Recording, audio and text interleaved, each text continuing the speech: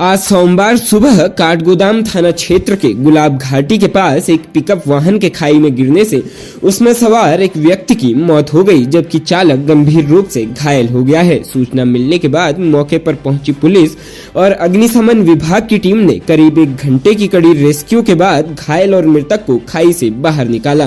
प्राप्त जानकारी के अनुसार सोमवार तड़के करीब 3 बजे बागेश्वर से हल्द्वानी आ रही पिकअप संख्या UK 04 CB 1217 अनियंत्रित होकर गुलाब घाटी के पास सड़क से करीब 100 मीटर गहराई में गौला नदी की ओर गिर गई। वाहन का चालक 21 वर्षीय शुभम नेगी किसी तरह वाहन से कूदकर बचकर सड़क पर आ गया और पुलिस को सूचना दी कि उसकी पिकअप में जोलीकोट से लिफ्ट लेकर आया एक युवक खाई में पड़ा है।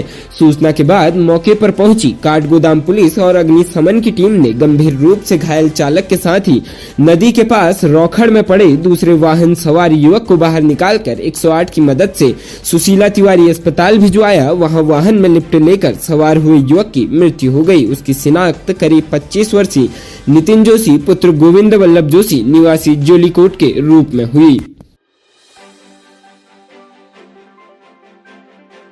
26 जनवरी को होने वाली गणतंत्र दिवस परेड को अभी तक राजपथ के नाम से जाना जाता था, किंतु इस वर्ष उसका नाम बदलकर कर्तव्य पथ रखा गया है। नाम बदलने के बाद कर्तव्य पथ पर गणतंत्र दिवस की यह पहली परेड थी जिसमें उत्तराखंड की झांकी मानस खंड को देश में प्रथम स्थान मिलने से इतिहास में उत्तराखंड राज्य का नाम दर्ज हो गया है।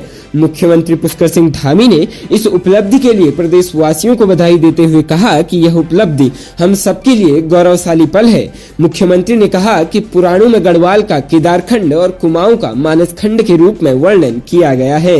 स्कंद पुराण में मानस खंड के बारे में बताया गया है और जागेश्वर मंदिर की बहुत धार्मिक मान्यता है। प्रधानमंत्री ने हमेशा अपनी सांस्कृतिक विरासत पर गर्व करने की बात कही है। प्रधानमंत्री नरेंद्र मोदी के नेतृत्व में सांस्कृतिक नवजागरण में उत्तराखंड सरकार भी काम कर रही है। मानसखंड मंदिर माला मिशन योजना भी इसी दिशा में महत्वपूर्ण पहल है। मानसखंड मंदिर माला मिशन के तहत 4 धाम की तर्ज पर कुमाऊं क्षेत्र के पौराणिक मंदिरों को भी विकसित किया जा रहा है।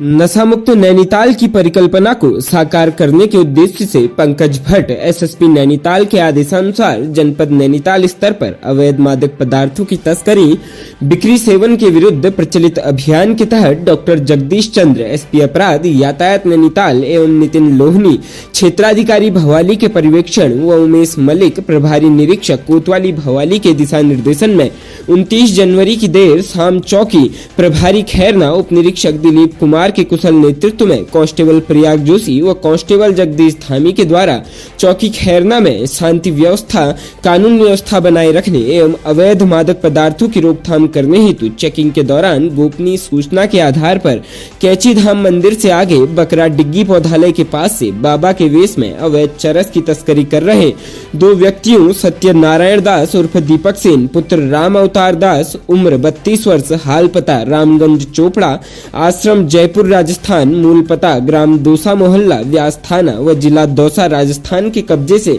584 ग्राम अवैध चरस व दूसरे व्यक्ति अनिल दास उर्फ अनिल गौतम पुत्र भगवान शाही शर्मा उम्र 31 वर्ष हाल पता आश्रम रामगंज चोपड़ा जयपुर राजस्थान मूल पता ग्राम डिग्गी मालपुरा थाना डिग्गी जिला टोंक राजस्थान के कब्जे से 598 ग्राम चरस दोनों के कब्जे से कुल 1 किलो 182 ग्राम अवैध चरस बरामद की गई। अवैध चरस की मात्रा बरामदगी के आधार पर दोनों अभियुक्त गणों को गिरफ्तार कर उनके विरुद्ध कोतवाली भवाली में FIR NO 10 2023 धारा 820 NDPS एक्ट के अंतर्गत अभियोग पंजीकृत किया गया है, जिन्हें आज समयानुसार माननीय न्यायालय के समक्ष प्रस्तुत किया जाएगा।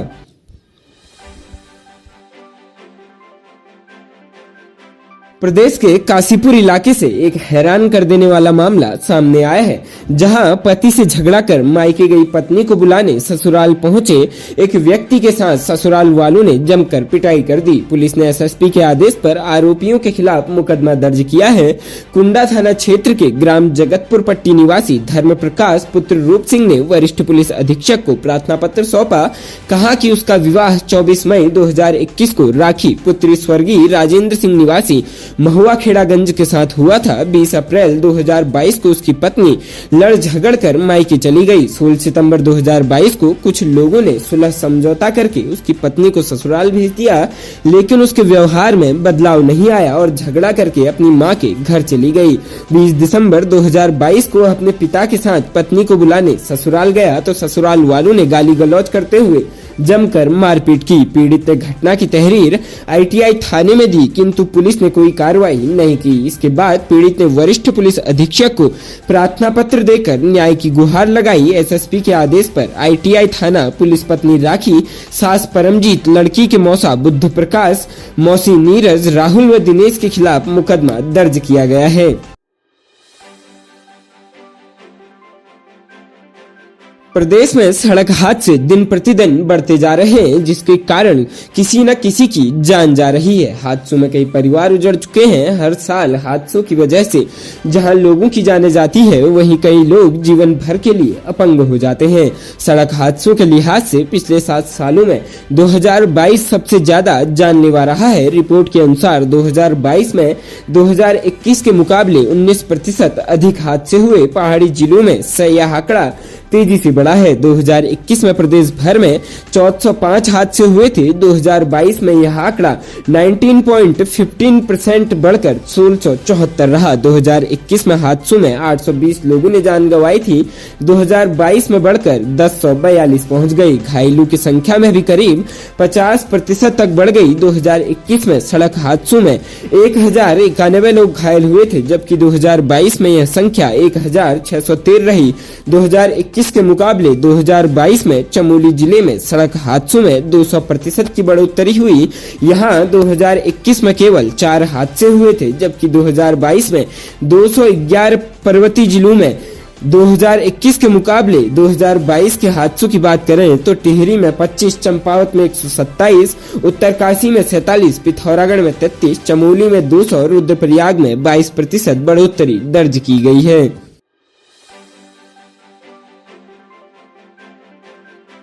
पुलिस प्रशासन ने ठेकेदारों की 10% धरोहर धनराशि करीब 32 लाख रुपए गबन करने के आरोप में लोक निर्माण विभाग के लैंसडॉन कार्यालय में तैनात एक कनिष्ठ सहायक को गिरफ्तार किया है।